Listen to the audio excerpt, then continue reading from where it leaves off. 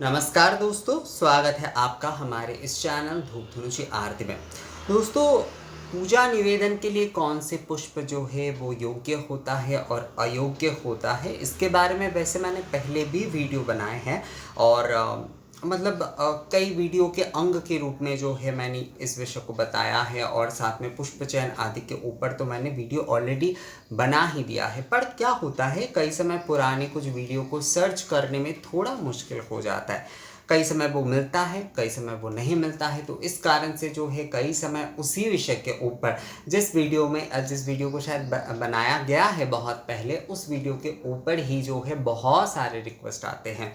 तो मुझे लगा कि उसी विषय को लेकर जो है थोड़ा अलग तरीके से केवल मात्र उस विषय को ही जो है संक्षिप्त में जो है आप लोगों को बताया जाए।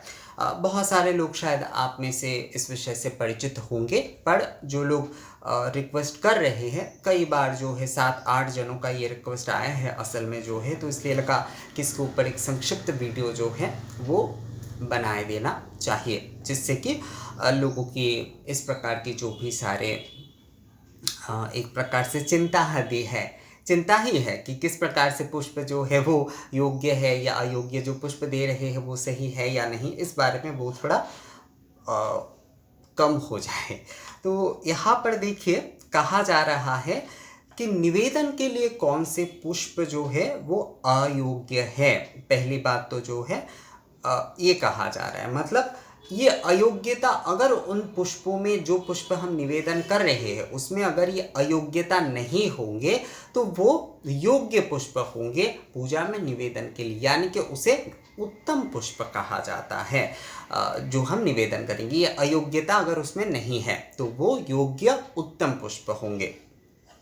तो इसमें कहा गया है कि सूखे या म्लान जो है, सूखे हुए पुष्प कभी भी जो है भगवान को अर्पण नहीं किए जाते। सूखे हुए या फिर मुरझाए हुए जो पुष्प है वो कभी भी नहीं दिया जाता है। वासी जो पुष्प होते हैं, आपने पहले दिन जो है कुछ पुष्प आदि को तोड़ कर रखा, या फिर बहुत सारे पुष्प आपने एक साथ तोड़ लिए, कुछ आपने रख दिए दूसरे दिन के पूजा के लिए, वो बासी पुष्प होता है, वो कभी भी जो है पूजा के लिए इस्तेमाल नहीं होगा। माली के घर के जो पुष्प होते उस पे ये नियम लागू नहीं होता है। माली के घर के पुष्प में ये नियम लागू नहीं होता है। जो हम पूजा आदि के समय या फिर जो है हमें तो आज देखिए सभी के तो पास आजकल बगीचे आदि नहीं होते कि उसमें उनके गार्डन में पुष्प आदि होंगे, और सभी लोग तो माली के घर से ही फूल हमें लाने पड़ते हैं।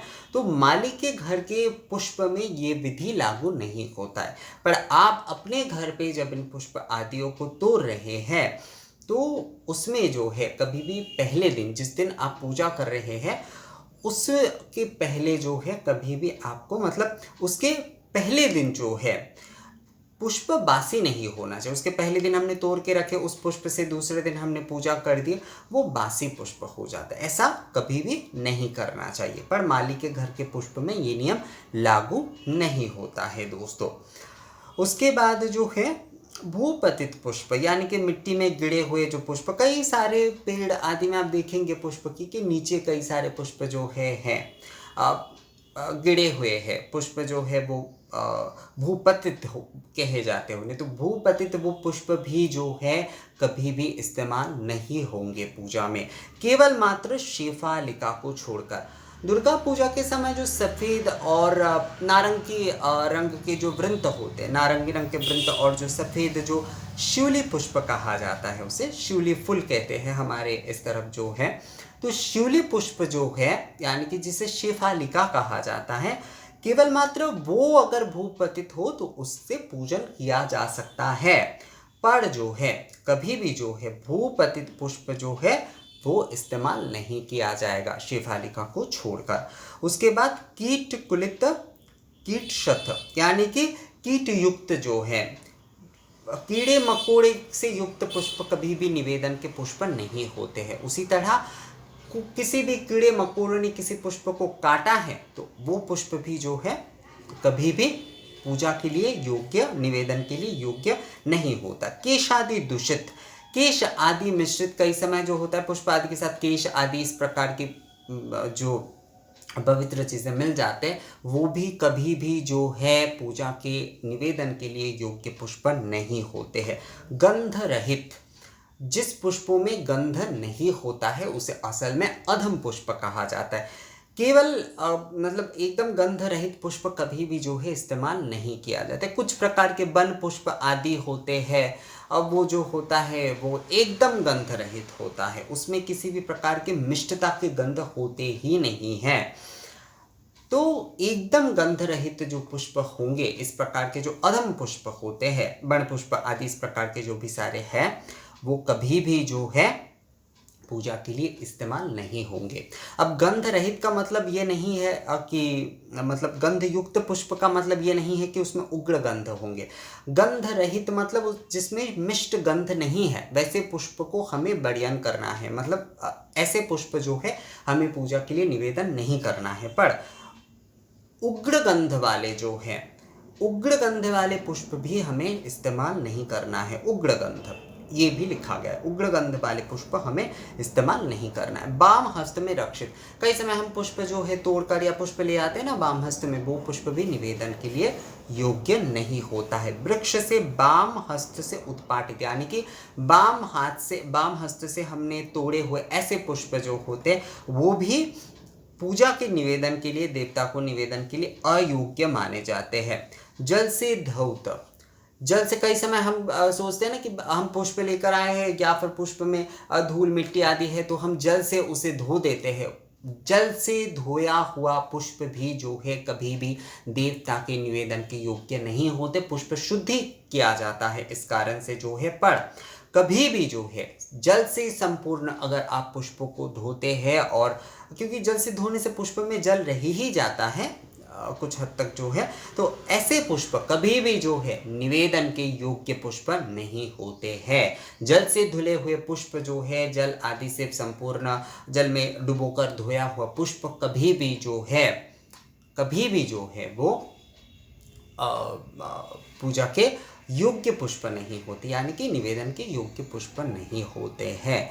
हम जैसे कि शुद्ध आदि, जैसे गंगा जल आदि या चंदन के जल आदि इस प्रकार से छिड़कते हैं या पुष्प शुद्धि आदि जिस प्रकार से करते हैं वो विषय अलग है, पर जल से संपूर्ण धोया हुआ पुष्प कभी भी जो है निवेदन के लिए योग्य पुष्प नहीं होता है। वृक्ष से, जिस वृक्ष को उत्पाटित किया गया है या फिर उसके डाल आदि को तोड़कर, मतलब जो है वृक्ष को उखाड़ कर, किसी वृक्ष को उखाड़े गए हैं ऐसे वृक्ष के पुष्प जो है वो कभी भी पूजा के योग्य नहीं है। डाल आदि तोड़कर जो है पुष्प अगर आप तो पूजा के लिए संग्रहित करते तो वो पुष्प भी निवेदन के लिए योग्य नहीं होता है। किसी से भी छीना हुआ, बलपूर्वक संग्रहित किया हुआ, किसी से भी छीना हुआ मतलब कोई पुष्प, बहुत सारे लोग जैसे कि कोई पुष्प ले जा रहा है, कई समय ऐसा देखा जाता है कि मजाक मजाक में शायद जैसे कि कई लोग जो है फूल लेकर जा रहे हैं तो उनसे आधा फूल जो है थोड़ा एक प्रकार से ज़बरदस्ती, या फिर एक प्रकार से जो है वो ज़बरदस्ती अगर नहीं भी कहा जाए, मतलब उनसे एक प्रकार से जो है वो ले रहे हैं, बलपूर्वक शायद ना हो, पर उनसे कई प्रकार की बातें कहते हुए या ये प्रकार से, मतलब वो खुद नहीं खरीदना चाहते, इसलिए उनसे वो एक प्रकार से वो शायद बातों के माध्यम से आदि से जिस प्रकार से भी हो, एक प्रकार से वो पुष्प संग्रहित करते, वो भी पूजा के निवेदन के लिए योग्य पुष्प नहीं होता और बलपूर्वक तो कोई प्रश्न ही नहीं उठता। चूड़ी आदि से पुष्प, किसी को बिना बताए चौर्य वृत्ति के साथ जो है पुष्प अगर आप संग्रहित करते हैं तो वो कभी भी जो है पूजा के निवेदन के लिए योग्य पुष्प नहीं होता है। अशौच आदि, अशुचि आदि से स्पृष्ट, मतलब गंदे किसी जगह पर जो है जो पुष्प आदि है या फिर ऐसी जगह पर रखे हुए पुष्प जो है वो निवेदन के योग्य नहीं होते हैं। परिधे वस्त्र में लाए गए, मतलब जो वस्त्र आप पहनते हैं उस वस्त्र में आप पुष्प आदि बांध कर अगर लेकर आते हैं, कहीं से आप पुष्प संग्रहित करके ला रहे तो परिधान आदि वस्त्र में जो है बांध कर ला रहे, वो पुष्प भी पूजा के लिए योग्य नहीं होता है। इच्छा पूर्वक जो है मनुष्य द्वारा आघ्रात, मतलब आघ्रात, जैसे कई समय हम जो होते हैं ना, कई पुष्प मिलते ही हम जो है उसे सुगंध लेकर देखते हैं आदि है। तो पूजा के पुष्प अगर आप सुगंध उसके आघ्राण लेते हैं तो वो देव पूजा के लिए कभी भी योग्य निवेदन के पुष्प नहीं होते हैं। कभी भी वो जो है वो निवेदन के पुष्प नहीं होते हैं। बाजार में अपवित्र स्थान से कृत, बाजार में अपवित्र स्थान से कृत मतलब फूल पट्टी आदि एक अलग होता है, पर कई जगह पर देखा जाता है कि कीचड़ आदि इस प्रकार का है, या फिर मछली आदि बाजार है, कोई भी इस प्रकार का बाजार आदि है, वहाँ पर जो है पुष्प बिक रहे हैं, वो पुष्प भी कभी जो है आपको नहीं लेना चाहिए। फूल पट्टी के जहाँ पर सभी लोग पुष्प ही बेच रहे हैं केवल, वहाँ से आप पुष्प को संग्रहित कर सकते। बाजार आदि में जो है, हाट आदि में कहा गया है ये, तो हाट आदि बाजार आदि में जहाँ पर केवल पुष्प ही बिक रहे हैं, वहीं से आपको संग्रहित करना चाहिए। किसी भी अपवित्र स्थान से नहीं करना चाहिए बाजार या हाट में।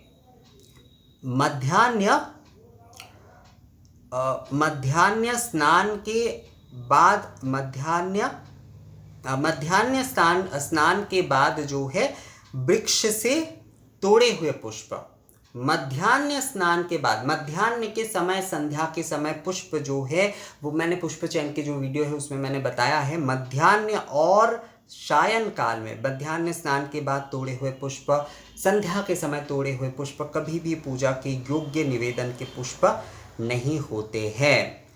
मस्तक आदि को स्पर्श करते हुए स्पर्श किए गए पुष्प, यानी कि केश आदि, मस्तक आदि को हम खुजलाते कई समय, उसके बाद जो है हम उस पुष्प को लेते, उस पुष्प में हाथ देते, पूजा के पुष्प में हाथ दे रहे हैं, और तो वो पुष्प निवेदन के लिए अयोग्य बन जाता है। वो पुष्प जो है वो निवेदन के लिए अयोग्य बन जाता है। दोस्तों, यही सारे विषय जो है आपको समझना चाहिए, मतलब ध्यान में रखना चाहिए जब आप पुष्प निवेदन कर रहे हैं। कई समय पुष्प ना मिलने पर जो है, पुष्प अगर ना मिल रहे हैं, जहाँ पर पुष्प के अभाव है वहाँ पर निषिद्ध पुष्प आदि या फिर अधम पुष्प से भी पूजन किया जा सकता है। अर्थात जो है जहाँ पर पुष्प नहीं, पुष्प के अभाव है बहुत ज़्यादा, वहाँ पर निषिद्ध पुष्प आदि से भी पूजन किया जा सकता है। पर ये सारे विषय जो मैंने आपको बताया, उस विषय का आपको ध्यान रखना है अगर आप जो है पूजा के लिए योग्य निवेदन के पुष्प लेना चाहते हैं। मतलब पूजा के निवेदन के लिए योग्य पुष्प, ये सारे अयोग्यता अगर उस पुष्प में नहीं होते हैं तो वही पुष्प जो है पूजा के लिए योग्य निवेदन के पुष्प हो जाते। तो मुझे लगता है दोस्तों आप लोगों को ये समझ में आ गया है कि कौन से पुष्प जो है पूजा के निवेदन के योग्य पुष्प होते हैं। तो शास्त्र अनुसार मैंने आपको उस विषय से अवगत कराया। इस विषय में आप लोगों का और भी अगर कोई सवाल आदि है तो आप मुझे कमेंट्स या फिर मेल करके पूछ सकते हैं। मिलते हैं आपसे अगले वीडियो में, तब तक के लिए नमस्कार।